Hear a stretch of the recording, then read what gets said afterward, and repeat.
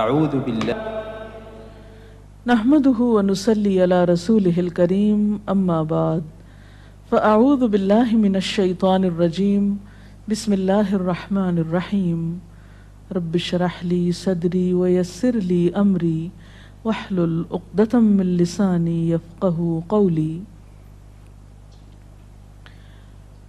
ہماری آج کی گفتگو کا موضوع ہے صبر و برداشت۔ دنیا کی زندگی میں کوئی انسان بھی رنج و غم، مصیبت و تکلیف، آفت و ناکامی اور نقصان سے بے خوف نہیں رہ سکتا۔ ہر انسان پر کسی نہ کسی وقت ایسی چیز آتی ہی ہے جو اسے ناگوار ہوتی ہے، جو اسے ناپسند ہوتی ہے، اور یوں بسا اوقات انسان کو ناپسندیدہ حالات میں ڈال کر اس کی آزمائش کی جاتی ہے۔ قرآن پاک میں اللہ تعالیٰ فرماتے ہیں وَنَبْلُوكُمْ بِالْخَيْرِ وَالشَّرِّ فِتْنَةً، ہم تمہیں اچھے برے حال میں مبتلا کر کے تمہاری آزمائش کریں گے۔ ایک اور جگہ پر فرمایا خلق الموت والحیات لیبلوکم ایکم احسن عملا، اس نے موت اور زندگی کو بنایا تاکہ وہ تمہارا امتحان لے کر دیکھے، تمہیں آزما کر دیکھے کہ تم میں اچھے کام کون کرتا ہے۔ اچھے وقت میں، اچھے حالات میں اچھا بننا، موافق ماحول میں، خوشگوار حالات میں، یہ مشکل نہیں ہوتا، لیکن اس وقت اچھا بن کے دکھانا جب انسان پر ایسے حالات آئیں جو اس کے لیے تکلیف اور پریشانی کا باعث ہوں، اس کی مرضی کے مطابق نہ ہوں، ایسے میں ہی کسی انسان کا صحیح طور پر پتہ چلتا ہے کہ وہ دراصل کیسا انسان ہے۔ اب جب بھی کوئی مشکل آتی ہے یا مصیبت آتی ہے تو اس وقت انسان کے سامنے دو راستے ہوتے ہیں۔ ایک تو یہ کہ اس مشکل یا مصیبت کا صحیح طور پر مقابلہ کرے، اس میں مثبت رویہ اختیار کرے، صبر سے کام لے، اور دوسرا راستہ یہ کہ انسان اس پر چیخے چلائے، پریشان ہو، حواس کھو بیٹھے، مایوسی کا شکار ہو۔ اب ان دونوں راستوں کو دیکھ کر آپ خود فیصلہ کر سکتے ہیں کہ کون سا راستہ آپ کے حق میں زیادہ مفید ہو سکتا ہے۔ کسی بھی آنے والی مشکل یا آزمائش کو اگر انسان رب کا فیصلہ سمجھ کر قبول کر لیتا ہے تو اس صورت میں انسان کے اندر صبر آ جاتا ہے، اور اگر انسان مایوس ہوتا ہے، اس فیصلے کو قبول نہیں کرتا، اللہ سے ناراض ہوتا ہے، تو حاصل کچھ بھی نہیں ہوتا، اس اجر کو بھی چھوڑ بیٹھتا ہے جو صبر کی صورت میں اسے اس مصیبت پر مل سکتا تھا، اس سے بھی ہاتھ دھو بیٹھتا ہے، اور دوسری طرف مسئلہ حل بھی نہیں ہوتا۔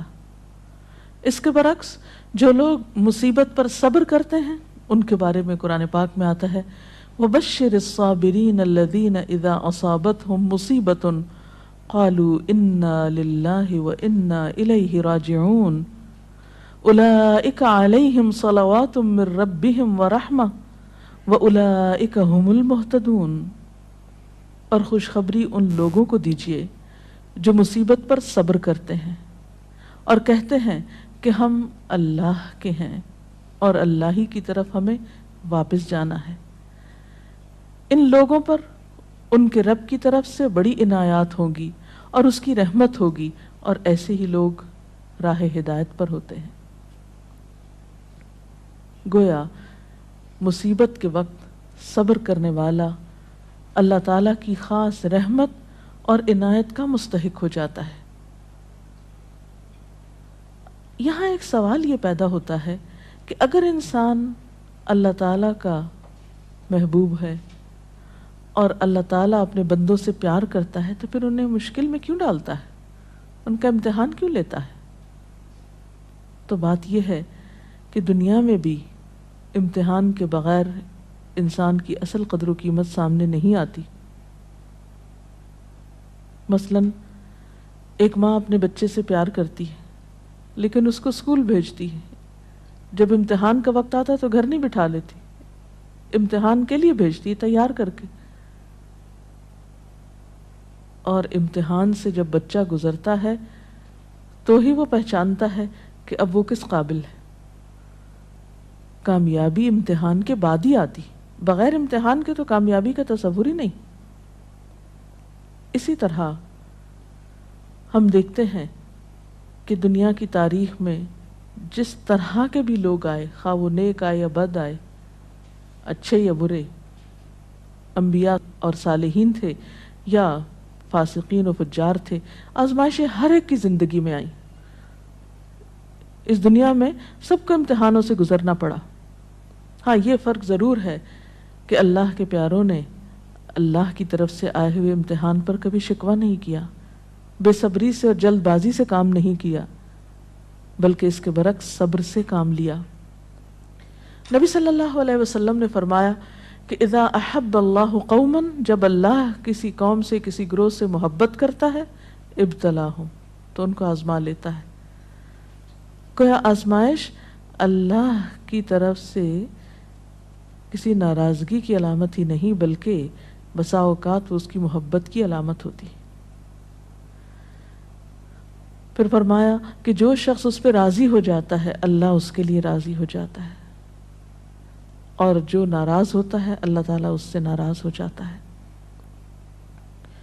لیکن وہ لوگ جو کسی بھی دکھ، تکلیف اور آزمائش کے وقت صبر کرتے ہیں تو ان کے بارے میں خوشخبریاں بھی ہیں۔ ایک جگہ پر آتا ہے ان اللہ مع الصابرین، اللہ صبر کرنے والوں کے ساتھ ہے۔ وبشر الصابرین، صبر کرنے والوں کو بشارت دے دو۔ اور قیامت کے دن تو صبر کرنے والوں کا اجر بے پناہ ہے۔ حدیث میں آتا ہے قیامت کے روز دنیا میں عافیت سے رہنے والے جب آزمائش میں مبتلا لوگوں کے اجر کو دیکھیں گے، یعنی قیامت کے دن جو ان کو اجر ملے گا اس کو دیکھیں گے تو تمنا کریں گے کہ اے کاش دنیا میں ہماری جلد کینچیوں سے کاٹ دی جاتی اور ہم بھی صبر کرتے اور آج ہمیں بھی اتنا بڑا اجر ملتا۔ اور اس کے علاوہ جو بھی مصیبت، تکلیف، حتیٰ کہ کانٹا بھی چبھتا ہے بندہ مومن کو تو اللہ تعالیٰ اس کے بدلے میں بھی انسان کے گناہ معاف کرتا رہتا ہے۔ اس لیے کبھی بھی اس بات پر پریشان نہیں ہونا چاہیے کہ کوئی مصیبت جو آ گئی تو یہ شاید اللہ تعالیٰ کی ناراضگی ہی کا ذریعہ ہے۔ نہیں، اسی پریشانی میں آپ اللہ کی رضا کو بھی پا سکتے ہیں۔ نبی صلی اللہ علیہ وسلم نے فرمایا جس مسلمان کو کوئی قلبی اذیت، جسمانی تکلیف، بیماری، رنج، دکھ، غم، کچھ بھی جو پہنچتا ہے، حتیٰ کہ اگر اسے کانٹا بھی چبھ جاتا ہے اور وہ اس پہ صبر کرتا ہے تو اللہ تعالیٰ اس کے بدلے اس کے گناہوں کو معاف کر دیتا ہے۔ اس لیے تکلیف مانگنی تو نہیں چاہیے، عافیت کی دعا پسندیدہ ترین دعاؤں میں سے ہے، لیکن اگر تکلیف آ جائے تو اس پر واویلا نہیں کرنا چاہیے، اس کو اللہ کا فیصلہ سمجھ کر قبول کر لینا چاہیے اور اس وقت صبر سے کام لینا چاہیے۔ اب سوال یہ پیدا ہوتا ہے کہ صبر کیا کیسے جائے؟ تو اس کے لیے شعوری کوشش کی ضرورت ہوتی ہے۔ حدیث پاک میں آتا ہے من یتصبر یصبرہ اللہ، جو صبر کرے گا اس کو اللہ صبر دے دے گا۔ تو گویا سب سے پہلے نیت اور ارادے کی ضرورت ہے،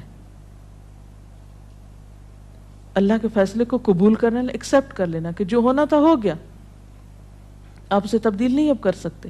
مثلا کوئی شخص فوت ہو گیا، آپ اس کو دنیا میں لا تو نہیں سکتے، اب کیا اللہ کے فیصلے کو قبول کر لیجئے اور اس طرح بہیو کیجئے کہ اللہ راضی ہو جائے کہ ہاں اس میرے بندے نے میری بات کو قبول کر لیا، اس کا برا نہیں مانا۔ پھر اسی طرح انسان اپنے رب کی طرف سے ملنے والی نعمتوں کو اس موقع پہ یاد کرے۔ جب ایک چیز جاتی ہے تو بہت سی ہمارے پاس بھی تو ہوتی ہیں، عموماً ہم اس کے پیچھے تو بہت روتے ہیں جو چلی جاتی ہے، اور جو نعمتیں ابھی ہمارے ہاتھ میں ہیں، ابھی ہمارے پاس ہیں، ان پر ہماری توجہ ہی نہیں جاتی۔ مثلا خدا نخواستہ بچوں میں سے اگر ایک فوت ہو گیا تو باقی تو ہیں، اگر خدا نہ خواستہ اولاد نہیں تو والدین تو ہیں، وہ نہیں بہن بھائی تو ہیں، صحت سلامتی عطا کی ہے، ساری نعمتیں اگر انسان ان کا احساس کرتا رہے، ان کا ذکر کرتا رہے، ان کو تسلیم کرتا رہے، تو انسان کے اندر صبر و رضا کی کیفیت پیدا ہوتی ہے۔ اور پھر اگر پھر بھی دل میں صبر نہ آئے تو ان لوگوں کے حالات پر نظر ڈالی جائے جو ہم سے زیادہ مصیبتوں کا شکار ہیں۔ اگر ہم کسی ایک بیماری میں خدا نخواستہ مبتلا ہیں تو ان لوگوں کو جا کر ہسپتالوں میں دیکھیے جو ایک وقت میں کئی ایک بیماریوں میں مبتلا ہیں۔ تو ہمیشہ تکلیف میں اپنے سے بڑی تکلیف والے پہ نظر ڈالیں گے تو اپنی بھول جائیں گے۔ اور اس کے ساتھ ساتھ یہ ہے کہ انسان کو دعا بھی کرتے رہنا چاہیے۔ قرآن پاک میں بھی ایسی دعائیں ملتی ہیں جیسے ربنا افرغ علینا صبرا وتوفنا مسلمین، ربنا افرغ علینا صبرا وثبت اقدامنا، ان دعاؤں کو بھی پڑھنا چاہیے۔ اسی طرح حضرت ابن عباس کا بیان ہے کہ نبی صلی اللہ علیہ وسلم جب کسی رنج و غم میں مبتلا ہوتے تو یہ دعا کیا کرتے تھے، لا الہ الا اللہ رب العرش العظیم، لا الہ الا اللہ رب السماوات و رب الارض و رب العرش الکریم۔ تو اللہ کا ذکر، اس کی دی ہوئی نعمتوں کا شکر انسان کے لیے صبر کے معاملے کو آسان کر دیتا ہے۔ اور حقیقت یہ ہے کہ صبر سے بڑھ کر کوئی چیز نہیں جو انسان کے لیے اتنی فائدہ مند ہو، جیسا کہ ایک بخاری کی حدیث میں آتا ہے، ما اعطی احد عطاء ما اعطی احد عطاء خیرا واوسع من الصبر۔ صبر کی توفیق سے بڑھ کر سمجھ لو کہ بہتر اور عمدہ نعمت کسی اور کو نہیں ملی۔ یعنی جس کو صبر کرنے کی توفیق ہو گئی، ہمت ہو گئی، تو سمجھ لیجئے کہ اس کو سب سے بڑھ کر نعمت مل گئی۔ یہ توفیق رب کی نعمتوں میں سے ایک بڑی نعمت ہے۔ اور ایک اور روایت میں تو صبر کو آدھا ایمان کہا گیا، صبر نصف الایمان۔ اور مومن کا حال کچھ یوں بتایا گیا، یعنی مومن کی شان آپ صلی اللہ علیہ وسلم نے فرمایا کہ مومن کی شان بھی عجیب ہے، اور یہ شان مومن کے سوا کسی اور کو نصیب نہیں ہوتی۔ ان اصابتہ سراء شکر فکان خیر لہ وان اصابتہ ضراء صبر فکان خیر لہ، کہ اگر اسے راحت اور خوشی ہوتی ہے تو وہ شکر کرتا ہے، اس طرح اپنی نیکی کو بڑھا لیتا ہے، اور اگر اسے کوئی تکلیف پہنچتی ہے تو صبر کرتا ہے، اور اس سے وہ اپنے درجے بڑھا لیتا ہے۔ تو گویا صبر ہر حال میں انسان کے لیے فائدہ مند ہے اور انسان کے درجات کو بڑھانے کا ذریعہ ہے۔ اس کے برعکس بے صبری انسان کے لیے کسی طور پر بھی فائدہ مند نہیں۔ بے صبری سے کوئی کام نہیں بنتا، بے صبری سے کوئی بھی نتیجہ نہیں نکلتا، آپ تقدیر کے کسی فیصلے کو پلٹا نہیں سکتے۔ اس لیے صبر کرنا فائدہ مند ہے۔ اللہ تعالیٰ سے اس کی توفیق مانگنی چاہیے۔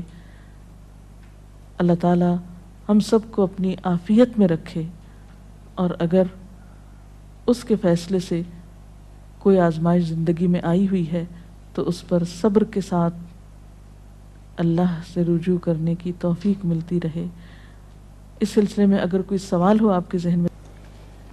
ایک حالات جو ہمیں بہت ہی کامن نظر آتے ہیں کہ جب کسی کی وفات ہوتی ہے، اور بہت ہی عام دیکھا گیا ہے کہ لوگ بالکل اپنے آپے سے باہر ہو جاتے ہیں، اسے اللہ کی رضا، اللہ کا وقت، جانے والے کا کوئی بالکل انہیں صرف اپنا غم کہ ہم سے یہ چھٹ گیا، اور اتنی استغفر اللہ غلط باتیں کہتے ہیں ان موقعوں پر، اور جب انہیں کوئی سمجھانا چاہے تو وہ اس مینٹل سٹیٹ میں، اس مینٹل فریم آف مائنڈ میں ہوتے نہیں کہ کسی کی بات سننا چاہیں، اور وہ بالکل صبر کا دامن چھوڑے ہوئے ہوتے ہیں۔ تو اس طریقے سے ان ماحول میں لوگوں کو کیسے ڈیل کیا جائے؟ ایسے سب لوگ اپنے بارے میں سوچیں کہ ان کی اس بے صبری نے ان کو کیا دیا، کیا اللہ کا فیصلہ پلٹ گیا، کیا اس بے صبری سے انہیں کوئی اجر ملا، کیا ان کی اس بے صبری سے دوسروں کو کوئی راحت ملی۔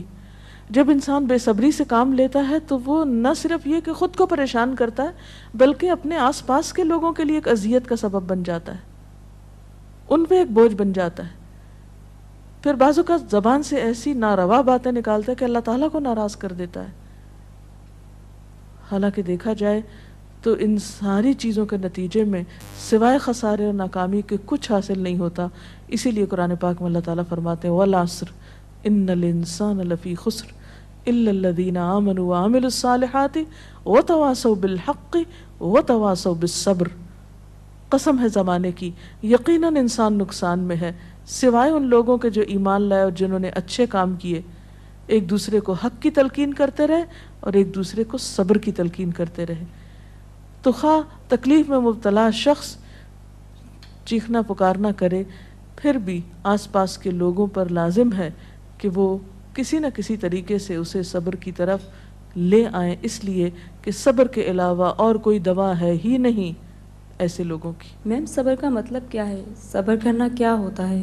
صبر کا معنی ہوتا ہے اپنے آپ کو روک لینا، یعنی نیگیٹو ریئیکشن سے روکنا، منفی رویے سے روکنا، ناپسندیدہ حالات میں ناپسندیدہ طرز عمل سے خود کو روکنا،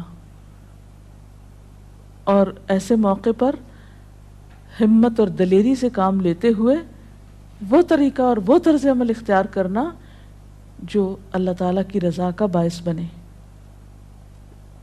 انسان اسفل سافلین میں نہ جا گرے، اپنے درجے سے انسانیت سے نیچے نہ اترے، اپنی زبان اپنے طرز عمل سے کوئی ایسا مظاہرہ نہ کرے جو انسانیت کے خلاف ہو، ایک مسلمان کی شان کے خلاف ہو، جو اللہ کو ناراض کرنے والا ہو. اسی رویے کا نام صبر ہے. رسول اللہ صلی اللہ علیہ وسلم کی زندگی سے میڈم کوئی مثال بتائیں جب ان کو کوئی بہت بڑا لاس ہوا ہو یا کوئی ان سے بچھڑ گیا ہو تو ان کا کیا رد عمل ہوتا تھا؟ اس میں ہم بے شمار مثالیں دیکھتے ہیں. مثلاً آپ دیکھتے ہیں کہ سفر طائف کے موقع پر جب آپ صلی اللہ علیہ وسلم کو لوگوں نے پتھروں سے مارا، آپ پہ آوازیں کسے، آپ نے ان کو بد دعا تک نہیں دی، خاموشی اختیار کی، پیدل چلتے آئے، پھر ایک باغ میں آ کر آپ نے آرام فرمایا. جبریل امین حاضر ہوئے کہ اگر آپ اجازت دیں اور آپ چاہیں تو ان لوگوں کو دو پہاڑوں کے بیچ میں پیس کے رکھ دیا جائے. لیکن آپ نے اس موقع پر بھی کوئی بات ایسی زبان سے نہیں نکالی، بلکہ کیا فرمایا کہ اللہ ان کو ہدایت دے، شاید ان کی نسلوں میں سے کوئی ایسا شخص ہو جو ہدایت پا جائے. اور ہم دیکھتے ہیں کہ محمد بن قاسم اسی قبیلے سے تعلق رکھتا تھا جس کی وجہ سے سندھ فتح ہوا اور یہاں اسلام کا دورہ ہوا. اثرات کہاں تک پہنچے صبر کے. اسی طرح اپنی اولاد کے معاملے میں آپ کے بیٹے ابراہیم، جن سے آپ کو بہت پیار تھا، جب وہ فوت ہوئے تو وہ آپ کی گود میں تھے اور آپ کے آنسو ٹپ ٹپ گر رہے تھے. لوگوں نے دیکھا تو کہا اللہ کے رسول صلی اللہ علیہ وسلم آپ بھی روتے ہیں؟ فرمایا کہ ہاں، یہ تو رحمت کی علامت ہوتی ہے. آنکھ آنسو بہاتی ہے، دل غمگین ہوتا ہے، لیکن زبان سے وہی نکلے گا جو اللہ کی رضا ہوگی، یعنی زبان سے کوئی ناپسندیدہ بات نہیں نکلے گی. اسی طرح جنگ احد کے موقع پر جب آپ کا دانت شہید کر دیا گیا، اس موقع پر بھی آپ نے کس طرح صبر و رضا سے کام لیا. تو گویا خواہ کوئی جسمانی تکلیف ہوئی آپ کو، یا اولاد کی طرف سے تکلیف اور غم پہنچا، یا اللہ کے راستے میں جب کہیں ستائے گئے، تو کسی بھی موقع پر آپ نے کبھی کوئی ایسا طریقہ اختیار نہیں کیا کہ جو اخلاق سے کم ہو. اسی لیے آپ کو یہ اعزاز نصیب ہوا کہ انک لعلی خلق عظیم، بے شک آپ اخلاق کی عظمتوں پر فائز ہیں. اور واقعی بہترین اخلاق اس وقت کسی کا پتہ چلتا ہے، اور بہترین اخلاق والا وہی ہو سکتا ہے جو ایسے موقع پر بہترین اخلاق کو ثبوت دے جب حالات اس کے موافق نہ ہوں، اس کے خلاف ہوں، اس کے نفس کو ناگوار ہوں، اس کے لیے تکلیف دہ ہوں، پریشان کن ہوں. جی کوئی اور سوال؟ یہ صبر کے معاملے میں ہم عورتیں جو ہیں عموماً بے صبری کا زیادہ مظاہرہ کرتے ہیں، خاص کر جیسے کہیں اموات ہو جائے یا کچھ ہو جائے. لیکن کچھ ایسی خواتین بھی ہوتی ہیں جو اس وقت بہت زیادہ صبر کرتی ہیں، لیکن پھر وہی ہماری جو ہم عورتیں جو ہیں اس وقت اس کو یہ تانا دیتی ہیں بہت سنگ دل ہے، سخت دل ہے، اور وہ الٹا اس کو متاثر ہونے کے بجائے، اس کو زیادہ اس کو کرنے کے بجائے اس کو تانے دے کے معاشرے میں اس کا جینا زیادہ. تو اس معاملے میں جو ہے امہات المومنین کی کوئی ایسی مثالیں ہوں جو کہ بھئی اس طرح انہوں نے تکالیف میں صبر کیا، اور ہم عورتوں کا ایسے معاملے میں کیا کردار ہونا چاہیے کہ ایسے جو صبر کرتی ہیں خواتین.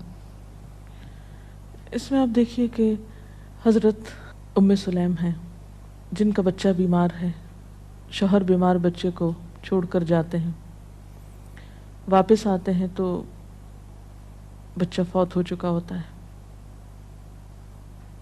بیوی بہت صبر سے کام لیتی، یعنی ام سلیم جو ہیں بہت صبر سے کام لیتی ہیں، بچے کو ڈھانپ دیتی ہیں، شوہر کا استقبال کرتی ہیں، ان کو کھانا کھلاتی ہیں، آرام کرنے دیتی ہیں، اور پھر بہت عمدہ طریقے سے ان سے کہتی ہیں کہ اچھا ابو طلحہ یہ بتاؤ کہ اگر کوئی شخص تمہارے پاس اپنی امانت رکھے اور پھر امانت لینے کے لیے آ جائے تو تم کس طرح واپس لوٹاؤ گے؟ تو کہنے لگے کہ خوشی کے ساتھ لوٹاؤں گا. پوچھا تم ناراض تو نہیں ہوگے کہ وہ اپنی امانت کیوں لینے کے لیے آگے، یعنی واپس کیوں لے رہا ہے؟ کہا کہ نہیں، ناراضگی کس بات کی؟ تو کہنے لگے کہ دیکھو تمہارا بچہ تمہارے پاس اللہ کی امانت تھا، تمہاری ملکیت نہیں تھا، اللہ کی طرف سے ایک نعمت ملی ہوئی تھی، اللہ تعالیٰ نے اس کو واپس لے لیا. یعنی کس قدر خوبصورت انداز میں وہ اپنے بچے کی وفات کی خبر اپنے ہی شوہر کو دیتی ہیں، کوئی رونا دھونا نہیں، کوئی واویلا نہیں، کچھ بھی نہیں. اسی طرح جنگ احد میں ایک صحابی ہیں جن کے شوہر، جن کے بیٹے، جن کے باپ، جن کے بھائی شہید ہوتے ہیں، ان کو ہر ایک کی شہادت کی خبر سنائی جاتی ہے، لیکن وہ کہتی ہیں مجھے اللہ کے رسول صلی اللہ علیہ وسلم کے بارے میں بتاؤ کہ ان کا حال کیا ہے. اتنے رشتوں کے جانے پر کس قدر صبر سے کام لے رہی ہیں. ایک نہیں بے شمار مثالیں ایسی ہیں، اور اسلام تربیت بھی ایسے ہی کرتا ہے انسان کی. عرب کی ایک مشہور شاعرہ ہیں مرثیہ نگار. دور جاہلیت میں ان کا بھائی صخر فوت ہو گیا، بھائی سے بہت محبت تھی. اس کے فوت ہونے پر بہت دردناک مرثیہ لکھا. کہتی ہیں کہ این یجودا ولا تجمدا الا تبکیانی لصخر الندى، اے میری دونوں آنکھوں بس بہتی ہی رہو، کیا تم صخر بھائی کا نام تھا، صخر کے لیے روگی نہیں جو بہت ہی سخی تھا، خود بھی روتی تھی اوروں کو بھی رلاتی تھی. اور اس کے ساتھ ہی یہ کہ سیاہ رنگ کی کہتے ہیں کہ اس نے چولی پہن رکھی تھی کہ مرتے دم تک نہیں اتاروں گی، یعنی ہر وقت ایک غم کا سمبل بنی ہوئی تھی. جب اسلام لائیں، ایمان لائیں، تو اس کے بعد ایک جنگ میں ان کے 4 بیٹے اکٹھے شہید ہوئے اور ایک آنسو نہیں بہایا. انتہائی صبر کا مظاہرہ کیا. وہ خاتون جو دور جاہلیت میں ایک بھائی کی وفات پر مسلسل روتی تھی، ایمان لانے کے بعد اس پر بھی صبر آ گیا اور اپنے بیٹوں کی شہادت پر اللہ کا شکر ادا کیا. اور صخر کے لیے پھر جب کبھی روتی تھی تو کہتی پہلے تو میں اس کی موت پہ روتی تھی، اب اس بات پہ روتی ہوں کہ وہ حالت کفر میں فوت ہو گیا، اس کی آخرت کا کیا ہوگا. تو جس شخص کو غم آخرت لگ جائے وہ دنیا کے غم بھول جایا کرتا ہے. اور یہ ایمان ہی ہے سچا ایمان جو انسانوں کو اندر باہر سے بدلتا ہے. اللہ تعالی ہمیں بھی بہترین مومن بنائے. اس کے ساتھ ہی آج کا پروگرام ختم ہوتا ہے. اجازت چاہتے ہیں. السلام علیکم ورحمۃ اللہ وبرکاتہ. سبحانک اللہم وبحمدک، نشہد ان لا الہ الا انت، نستغفرک ونتوب الیک. اللہ اکبر اللہ اکبر، لا الہ الا اللہ واللہ اکبر، اللہ اکبر وللہ الحمد.